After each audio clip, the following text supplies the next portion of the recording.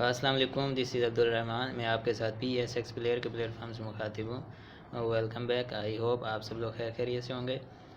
आज की जो मार्केट की पोजीशन है उसको चेक करते हैं और उसके साथ सपोर्ट एंड रेजिस्टेंस और उसके साथ साथ जो है इसका RSI और इसके वॉल्यूम्स को भी चेक करते हैं। और मार्केट की पोजीशन आज जो है, जिस तरह से कल मैंने अपनी वीडियो के अंदर आपको अलर्ट कर दिया था कि फ्राइडे का दिन होगा और मार्केट के अंदर सेलिंग प्रेशर आ सकता है, क्योंकि इसकी वजह ये थी। मैं जूम करके आपको ज़रा इसको क्लियर करता हूँ। देखें, जब मार्केट के अंदर ये एक ग्रीन कैंडल बनी थी और वो भी एक बड़ी स्ट्रॉन्ग ग्रीन कैंडल, ठीक है। और उसके बाद जब मैंने कहा कि फ्राइडे का दिन है और काम भी कम होगा, लेकिन उसके अंदर सेलिंग प्रेशर देखा जाएगा, क्योंकि वजह ये जो इतनी बड़ी बाइंग आई थी तो उसकी प्रॉफिट टेकिंग भी की जाएगी। तो डेफिनेटली उसी तरह से हुआ कि मार्केट के अंदर प्रॉफिट टेकिंग की गई।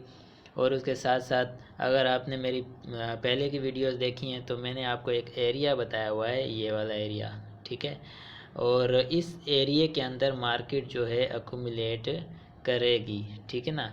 और अगर आपको याद हो तो मैंने आपसे ये भी कहा था कि मार्केट एक जिगजैग पैटर्न के अंदर चल रही है, ठीक है।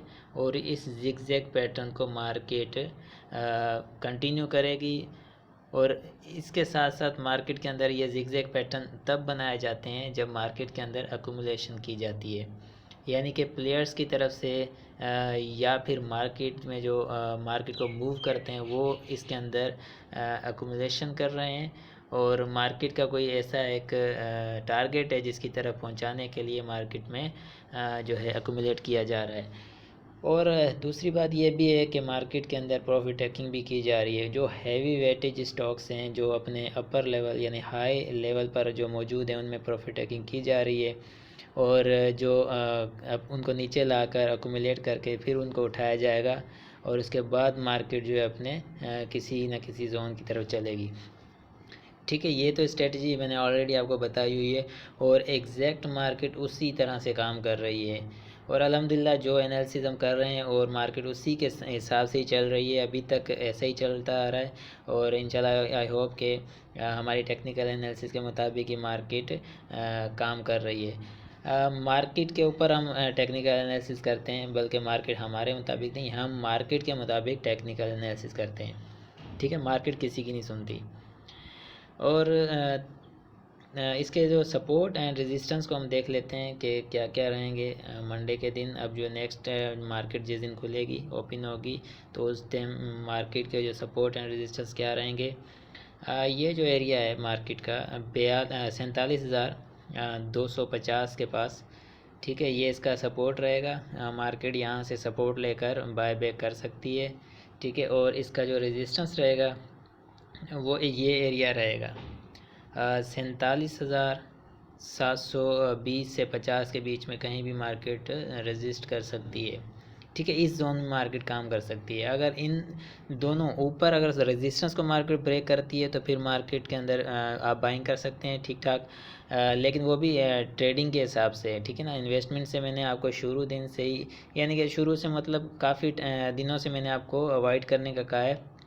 देखें, मैंने आपको ये इन्वेस्टमेंट अवॉइड करने का क्यों कहा है, ठीक है। आप भी सोच रहे होंगे मार्केट यहाँ से ऊपर जा रही है, ठीक है, फिर भी जो है कहा जा रहा है कि इन्वेस्टमेंट ना करें। मार्केट ने ये एक बुल रन लिया, फिर भी कहा इन्वेस्टमेंट ना करें। देखिए आपके सामने है, ठीक है ना, ये हर चीज़ आपके सामने है। मार्केट के अंदर वो पोजीशन नहीं है कि इसके अंदर इन्वेस्टमेंट की जाए। वजह ये है कि मार्केट का जो जोन है एक, वो उस जोन से निकलेगा। जब मार्केट उस जोन से निकलेगी तभी इन्वेस्टमेंट की जाएगी ना। अब देखो, यहाँ से अगर इन्वेस्टमेंट की भी जाती है तो क्या फ़ायदा, आपके स्टॉक जो है ना लॉस में आएंगे वापस। तो अगर आपके स्टॉक्स वो आपको कम कीमत में मिलें, नीचे किसी बॉटम पर या किसी सपोर्ट लेवल पर मिलें, वो बेहतर है या अभी आप इसमें इन्वेस्टमेंट करें। तो इसलिए इन्वेस्टमेंट से आपको गुरेज करने का कहा गया है। अब ये मार्केट ब्रेकआउट देगी, ठीक है ना। अब इस प्रोसेस को कंप्लीट करने के बाद मार्केट या तो ऊपर का ब्रेकआउट देगी या तो नीचे का देगी। अगर नीचे का ब्रेकआउट देती है तो मार्केट की पोजीशन काफ़ी ख़राब हो सकती है। अगर ऊपर का ब्रेकआउट देती है तो मार्केट अपने 53,000 प्लस के लेवल को टच करेगी इंशाल्लाह। और यही रूमिंग जो है मार्केट के अंदर इस वक्त चल रही है कि मार्केट 53 प्लस के लेवल को टच करेगी। खैर वो जब होगा वो तब देखा जाएगा। फ़िलहाल हम जहाँ इस वक्त जिस मार्केट में जिस जगह पर हैं हम उसी को डिस्कस करेंगे, ठीक है। सपोर्ट एंड रेजिस्टेंस लेवल्स आपको मैंने बता दिए हैं। और उसके साथ जो है आज जो फ्राइडे का दिन था इस वजह से कम काम होने की वजह से सेलिंग प्रेशर भी इतना ख़ास नहीं आया, कम आया बनिस्बत इससे पहले वाले दिन से, ठीक है। जो बाइंग आई है उससे कम प्रेशर आया सेलिंग का। मंडे के दिन देखा जाएगा कि मार्केट किस पोजीशन की तरफ जा रही है, किस सूरत में है, तो उसके बाद डिसाइड किया जाएगा इसके अंदर क्या करना। हाँ, लेकिन अगर आप buy on dip sell on strength वाली स्ट्रेटजी पर काम करते हैं तो ये बेहतर है, ये सबसे बेस्ट है इस वक्त, इसी पर काम करें, ज़्यादा अच्छा रहेगा।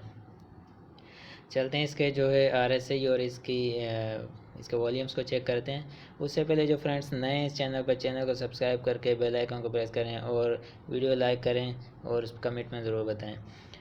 तो इसके हम जो सपोर्ट एंड रेजिस्टेंस को देख लिया, अब वॉल्यूम एंड RSI को देखते हैं इसकी क्या पोजीशन है। देखें वॉल्यूम और RSI, ठीक है। मैं कहता हूँ कि RSI की जो पोजीशन है इस वक्त वो डाउन साइड उसने टर्न किया है, ठीक है। वो भी इस सेलिंग प्रेशर की वजह से। ये जो आज वॉल्यूम लगा है, ठीक है, ये कल के वॉल्यूम से कम लगा, यानी कि वजह यह कि फ्राइडे का दिन था, काम कम हुआ है इस वजह से, वरना हो सकता था कि इसी के लेवल का वॉल्यूम लगता। लेकिन मार्केट अकोमोलेशन जोन में है, जिगजैग पैटर्न में है, तो ऊपर या नीचे इस तरह मार्केट काम करती रहेगी।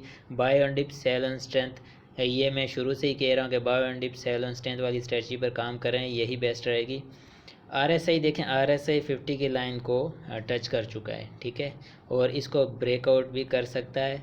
और ये मंडे के दिन देखा जाएगा कि मंडे वाले दिन मार्केट की पोजीशन क्या है। अगर कोई ऐसी खुदा न खासा बैड न्यूज़ आ जाती है तो डेफिनेटली RSI नीचे इसको ब्रेकआउट करेगा और मार्केट के अंदर भी सेलिंग आएगी। और अगर कोई अच्छी न्यूज़ आ जाती है तो RSI यहीं से जो है ना ऊपर की तरफ मूव करेगा और मार्केट के अंदर एक अच्छा बुल रन हो सकता है। और जो वॉल्यूम्स आए हैं वो इतने ख़ास नहीं हैं, तो वॉल्यूम्स को यहाँ पर हम जो है इतना जो हैवी या इतना जो है वो नहीं लेंगे, तो वॉल्यूम नॉर्मल है, ठीक है।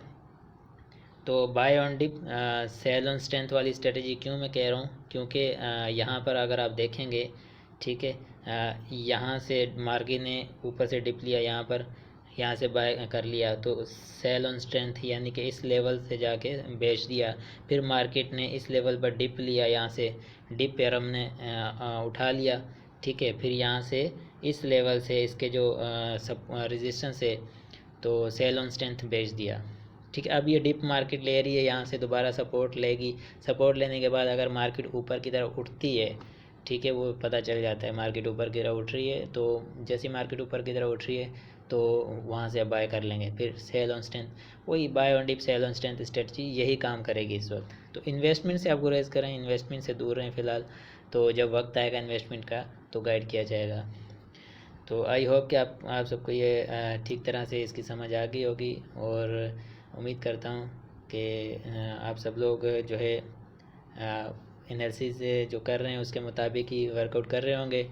फिर मिलते हैं इंशाल्लाह नेक्स्ट वीडियो में। आप अपना बहुत सारा ख्याल रखिएगा। अल्लाह हाफिज़।